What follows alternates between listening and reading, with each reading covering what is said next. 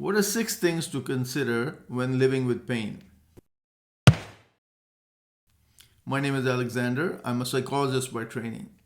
A very significant portion of my practice is dedicated to working with people who've been injured.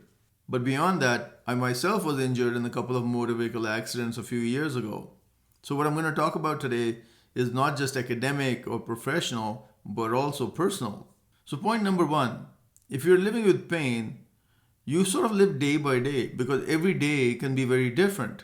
Whereas for the average person, one day is not that dissimilar from another. In your case, you wake up one morning and you're doing not too badly, and on another day, you can be tending to a pain flare up. Now, if you're lucky, the flare up lasts maybe a day or two and subsides, but if not, it can run on for weeks. Going through that right now, as a matter of fact, and it's been fun. But that is your reality, and it is going to happen. Then you may not be able to do some things that you used to do before. Social activities, recreational, physical activities, many of the things that you used to do before you got injured may not be doable afterwards. And so, what that means is that you may need to find other things to fill the void. You will also not work the same way that you used to. You may be slower. You may need to take frequent breaks. You may need to pace your work activity. For some of you, you may need to cut back on your work or work hours or responsibilities. And there will be some who might actually need to change their jobs because they just cannot manage. It is possible. The most important thing is going to be to invest in your mental state because pain takes a very heavy toll on the mind. So, activities that you might not have cared for before, such as yoga, mindfulness based stress reduction, or meditation, well, you'll find that these can really help you not only just in managing your pain, but also improving your quality of life. So they're worth considering. And of course, physical exercise is important too.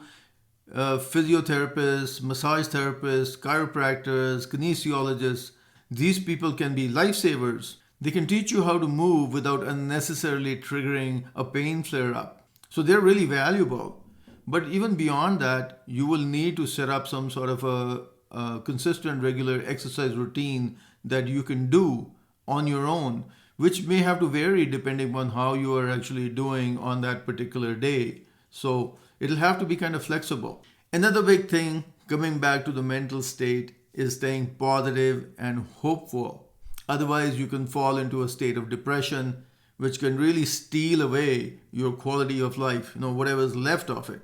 Living in a negative headspace is like living in a windowless room with lights turned off. It's not a place you want to be. Of course, keeping positive and hopeful every day is difficult. It is a construction of everyday labor, but it's worth the effort because the outcome is good. So, these are just some of the considerations you'll need to give thought to if you're living with pain. They're certainly not all of them, there will be many others, of course. But if you give some attention to what I've talked about in here, it might help you. Please feel free to share this video with anyone who might be able to benefit from it. And if you happen to like the content and can give it a thumbs up or a like, that would be great because I think it'll help it get to more people. So, in conclusion, a couple of questions for you. What in this video resonated with you? What are some of the things that you could share about your own personal experiences in living with pain? Please feel free to comment. Take care and have a great day.